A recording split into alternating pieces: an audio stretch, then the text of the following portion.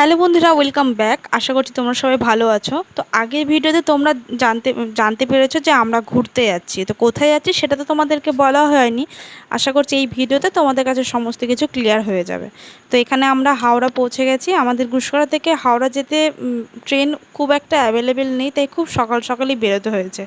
তো তাড়াতাড়ি যেহেতু পৌঁছে গেছি হাওড়াতে, তো একটুখানি হাওড়া ব্রিজের দিকটাতে এলাম কিছু কেনাকাটা করার জন্যে।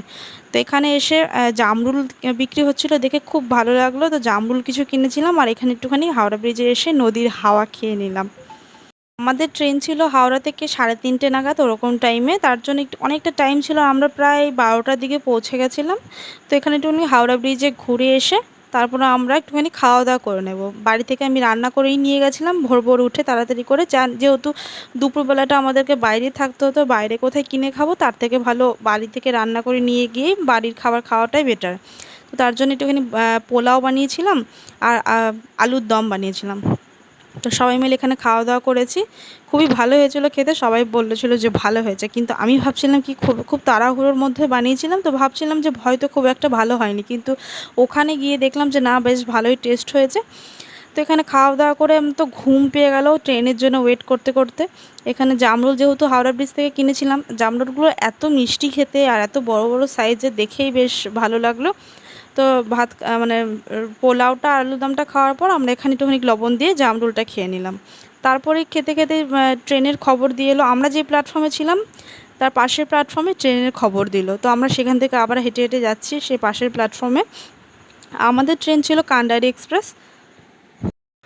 তো আমার কান্ডারি এক্সপ্রেসে চেপে যাবো, এরপরে আর ট্রেন খুব একটা আমাদের লেট হয়নি ঠিক টাইমে, মানে ওই আধ ঘন্টা লেট হয়েছে ছাড়তে, আর ওখানে আমাদের আধ ঘন্টা লেট হয়েছে পৌঁছাতে, ব্যাস এইটুকুই। তাছাড়া কোনো প্রবলেম হয়নি, খুব ভালোভাবে আমরা পৌঁছে গেছি। আর যেহেতু বিকেলের দিকে ট্রেনটা ছিল, ওয়েদারটা বেশ ঠান্ডা ঠান্ডা ছিল, ঠান্ডায় ঠান্ডায় আমরা পৌঁছে গেছি। তো এখানে আমরা একটা ব্রিজ ক্রস করছি, আশা করছি এটা মনে হয় তমলুকের ওই সাইডটাই, হ্যাঁ। তো এখানে বিকেল হয়ে গেছে, এক কাপ চা নিয়ে নিলাম, চা নিয়ে খেতে খেতে এরপর আমরা বাইরের হাওয়াটা ফিল করছিলাম। এত সুন্দর ঠান্ডা হাওয়া আসছিলো না, মানে মন প্রাণ এখানে অর্ধেক জুড়িয়ে গেছে। তো ট্রেন তো গন্তব্যস্থলে পৌঁছে গেছে, সবাই আস্তে আস্তে নামতে শুরু করেছে, এরপর আমরাও নামবো। কোথায় এসেছি সেটা তোমাদের বাইরে গিয়েই তোমাদের শেয়ার করছি। এখানে জাস্ট বসে আছি, নামার জন্য অপেক্ষা করছি। তো চলে এসেছি দীঘাতে। দুদিনের ছুটি নিয়ে আমরা একটুখানি দীঘাতে টাইম স্পেন্ড করার জন্য এসেছি। আর যেহেতু আমার জন্মদিন ছিল, বলতে পারো এটা আমার বার্থডে ট্রিপ, যেটা যেটা খুব ভালোভাবে এনজয় করেছি আমরা। স্টেশন থেকে যে দীঘার নতুন জগন্নাথ মন্দিরটা তৈরি হচ্ছে সেটা এখান থেকে দেখা যায়। নেক্সট ভিডিওর জন্য অপেক্ষা করো, খুব তাড়াতাড়ি নিয়ে আসছি।